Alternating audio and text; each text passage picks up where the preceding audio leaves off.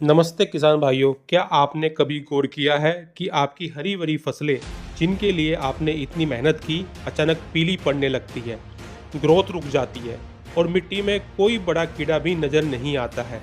तो सावधान, हो सकता है आपके खेतों में एक खामोश अदृश्य दुश्मन काम कर रहा हो, जिसे हम निमाटोड यानी सूत्रकृमि कहते हैं। निमाटोड क्या है और कैसे वो नुकसान पहुंचाता है और इसके लक्षण क्या है, हम बात करेंगे। देखिए, निमाटोड इतने छोटे होते हैं कि इन्हें माइक्रोस्कोप के बिना देखना लगभग असंभव है, लेकिन ये छोटा आकार ही इनकी सबसे बड़ी ताकत है। ये मिट्टी में तैरते हैं और सीधे पौधों की जड़ों पर हमला करते हैं। निमाटोड अपनी नुकीली सुई जैसी संरचना, जिसे स्टाइलेट कहते हैं, का उपयोग करते हैं। यह स्टाइलेट जड़ की कोशिकाओं में चुभोया जाता है और कोशिका से सारा पोषण चूस लिया जाता है। इस हमले कारण जड़ों पर जगह जगह गांठें बन जाती है, जड़ें विकृत हो जाती है। अब जब जड़ें ही क्षतिग्रस्त हो जाएगी तो पौधा मिट्टी से पानी और जरूरी जो पोषक तत्व उसको चाहिए, जैसे नाइट्रोजन, फास्फोरस और बाकी सभी तत्व, वो नहीं ले पाता है। इसलिए पौधा ऊपर से पीला और कमजोर दिखने लगता है। एक तरह से नेमाटोड जड़ों की पोषण सप्लाई लाइन को काट देते हैं।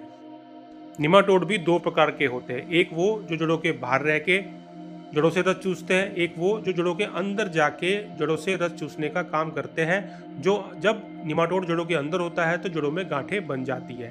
तो ये दो प्रकार के निमाटोड हमारे खेत में हो सकते हैं। आइए अब हम बात करेंगे जैविक नियंत्रण की और हम बात करेंगे रासायनिक नियंत्रण की। सबसे पहले हम जो जैविक नियंत्रण है उसकी बात करेंगे। हमारे पास इनसे लड़ने के लिए प्राकृतिक और प्रभावी तरीके मौजूद हैं। सबसे पहले है जैविक नियंत्रण। जैविक खाद, जब आप खेत में वर्मी कंपोस्ट या अच्छी जैविक खाद डालते हैं तो आप मिट्टी में नेमाटोड के जो प्राकृतिक शत्रु है उनको बढ़ावा देते हो, यानी उनकी जनसंख्या बढ़ती है।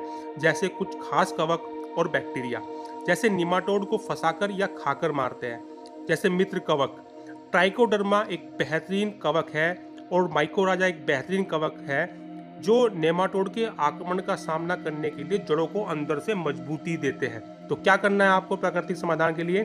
आपको ट्राइकोडर्मा इस्तेमाल करना है और आपको माइकोराजा इस्तेमाल करना है। आपको ट्रैप फसलें भी आप उगा सकते हो, जैसे गेंदे की फसल। गेंदे की फसल अगर आप डोल पे उगाते हो, मेड़ पर उगाते हो, तो गेंदे की फसल निमाटोड को आकर्षित करती है।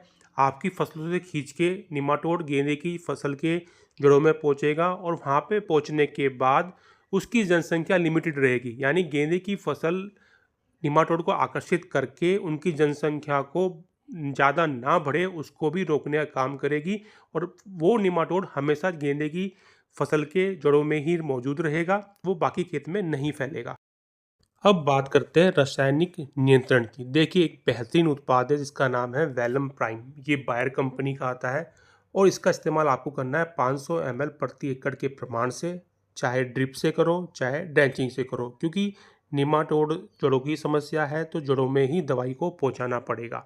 तो इसका इस्तेमाल करने से पहले आपको ये ध्यान रखना है कि खेत के अंदर हल्की नमी हो और आपको हल्की नमी होने के बाद आपको ड्रेंचिंग से या ड्रिप से आपको वेलम प्राइम का आपको ड्रेंचिंग करनी है या ड्रिप से आपको छोड़ना है। छोड़ने के बाद वापस आपको हल्का पानी लगाना है, क्योंकि ज़्यादा पानी लगाओगे तो पानी ड्रेंच हो जाएगा, नीचे ज़मीन में चला जाएगा, वहाँ पे उसका दवाई नीचे ज़मीन में चली जाएगी, उसका कोई फ़ायदा वहाँ पे नहीं होगा।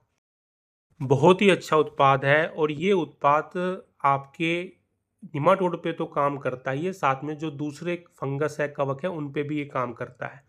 तो ये उत्पाद लाके आप इस्तेमाल कर सकते हो। अगर ज़्यादा समस्या निमाटोड की आपके खेतों में आ रही है, यानी अच्छा खाद इस्तेमाल करने के बाद, सब कुछ इस्तेमाल करने के बाद अगर फसल फिर भी पीली दिखाई दे रही है तो समझ जाना कि जड़ों में निमाटोड की समस्या है। आपको ये जानकारी कैसी लगी? अच्छी लगी तो वीडियो लाइक ज़रूर कर दीजिए और शेयर ज़रूर कर दीजिए ताकि दूसरे किसानों तक भी ये जानकारी पहुंच सके। बहुत बहुत धन्यवाद।